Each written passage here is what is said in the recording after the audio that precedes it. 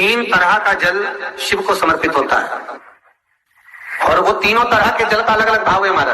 पहला जल सादा, घर से पानी लेकर गए, जल लेकर गए, शंकर को चढ़ाया, वो हमने घर का अपना एड्रेस बता दिया, भगवान शिव को जल चढ़ाकर अपने आनंद के लिए शंकर से कुछ प्राप्त करना। दूसरा जल, जल के कलश में थोड़ा सा इत्र डालकर शंकर को जब समर्पित करते हैं तो महाराज घर में अगर कोई व्यक्ति बहुत रोगीला है, बहुत रोगीला, एक शिव महापुराण में, स्कंद पुराण में, नर्मदा पुराण में, भविष्य पुराण में, अग्नि पुराण में, नारद पुराण में, बरहा पुराण में, वामन पुराण में जितनी चीजें लिखी गई है, एक एक प्रैक्टिकल कर देखो तो शिव महापुराण, स्कंद पुराण का यह भाव याद करिए कि एक लोटे पानी में इत्र मिलाकर, जल में इत्र मिलाकर, बहुत रोगीला व्यक्ति, बहुत बीमार व्यक्ति है, एक लोटा पानी उसका हाथ का स्पर्श कराकर शंकर को चढ़ाना प्रारंभ कर दीजिए। महाराज केवल 5 या 7 दिन चढ़ाओ और वो 7 दिन के बाद में उस बीमार व्यक्ति का क्रम देखिए कि उसमें कितना आराम लगा है।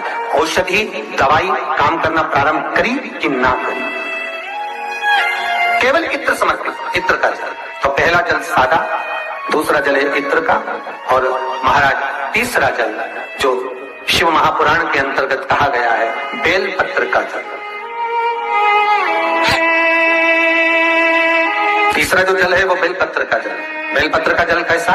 तो महाराज शिव महापुराण की कथा कहती है कि जल के पात्र में एक बेलपत्र अंदर डालकर उस जल के पात्र को ले जाकर शिव को समर्पित करना, अर्थात अपनी मन की कामना भगवान शंकर से कह देना। केवल बेलपत्र के माध्यम, बोलना नहीं है हमको कुछ,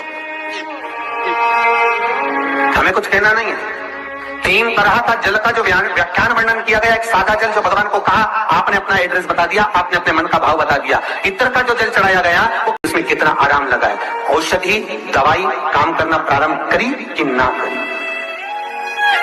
केवल इत्र समर्पित, इत्र का जल। तो पहला जल सादा, दूसरा जल है इत्र का, और महाराज तीसरा जल जो शिव महापुराण के अंतर्गत कहा गया है बेलपत्र का जल। तीसरा जो जल है वो बेलपत्र का जल। बेलपत्र का जल कैसा?